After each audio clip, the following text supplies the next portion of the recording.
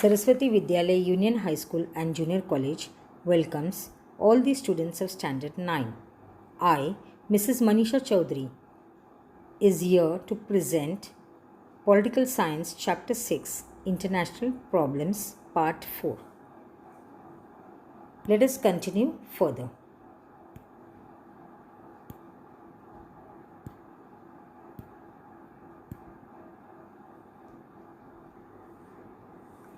Terrorism. This is a major problem of our times.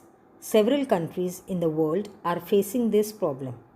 No nation is capable of countering terrorism entirely on its own. Hence, terrorism is considered to be a global problem. Students, as you can see in the picture, there are people with guns in their hands, and this terrorism has become a major problem of today's times, and especially even in our country. You might have heard so many terrorist activities from earlier times, that is after independence. They have come because of many issues like Kashmir issue and the other things. Now this terrorism is there in other countries also, and it has become a major global problem. Of course, the terrorists in different places have different demands. Now we will see that what is terrorism. What is terrorism? Terrorism is spreading fear and terror in a society by using or threatening to use violence against common and innocent people for achieving political goals. Terrorism is organized and planned violence.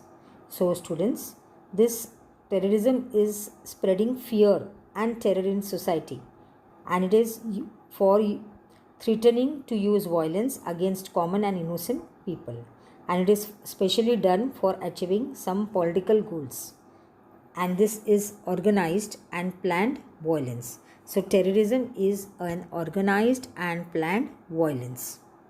Let us see further.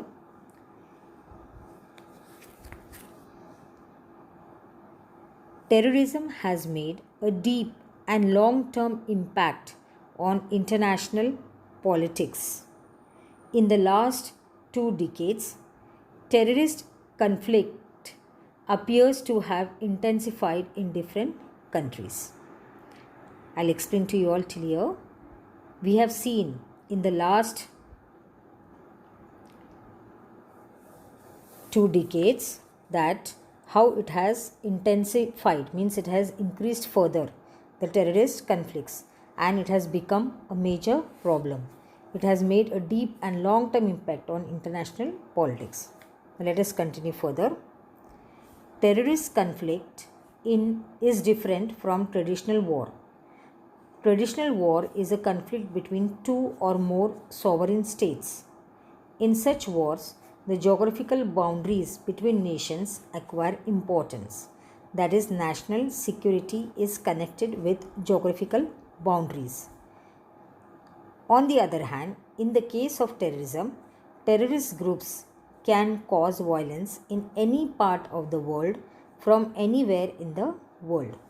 Now students, I'll explain to you all.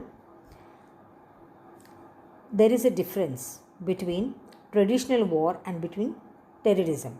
Now, what is traditional war? It is a war between 2 or more sovereign states. So 2 or more countries go at war, and this here geographical boundaries are very important, and national security is connected with geographical boundaries. So especially the boundaries gain importance there when there is a traditional war. It can be between 2 or more countries. But terrorism is different. On the other hand, in the case of terrorism, terrorist groups can cause violence in any part of the world from anywhere in the world. So terrorism is different. Here these are crook-minded people to gain their selfish aims. They do planned violence, and they can cause this in any part of the world and from anywhere. They may not be present there in that part, they may be elsewhere, but they can cause there violence in that concerned part to create panic among the people and to accomplish their selfish goals. Let's continue further. The aim of a terrorist attack is not to endanger the geographical boundaries, but to challenge a regime in a country or refuse to acknowledge the existence of the state. Now, this is more important, students. What is the aim of terrorist attack? It is to endanger the geographical boundaries. It is not to endanger the geographical boundaries. Means their purpose is not for boundary disputes or so, but it is to challenge the rule of the regime, means the rule of that country. They want to challenge, they want to show their superior influence. So they want to challenge the rule of that country and they want to refuse to acknowledge the existence of the state. So this state exists, that they do not want to accept that. So in order to revolt, it is like a revolt, or it can say it is like a thing which is done to accomplish selfish goals for their own benefit, and it is planned, it is in an organized and planned way the violence is caused. So they want to prove their own superiority and they do not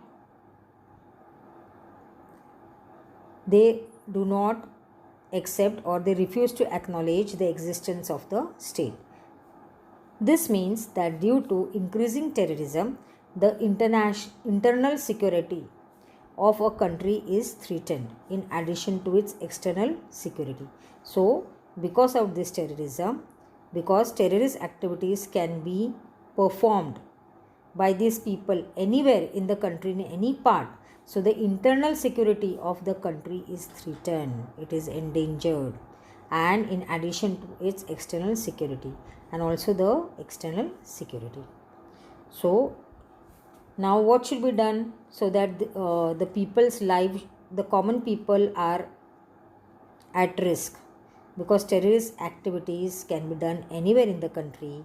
Common people can be harmed. It can be done with the help of the guns or by atomic explosions done by these terrorists. So this all, how it can be curbed? In order to curb terrorism, it is imperative that the security mechanisms of different nations should work in a concerted manner. So all the nations should come together to tackle this problem, and the security mechanisms of these different nations, they should be united and they should work in a concerted manner to remove this problem of terrorism. So students, till here you all read the lesson properly, all about terrorism, what is terrorism, then how the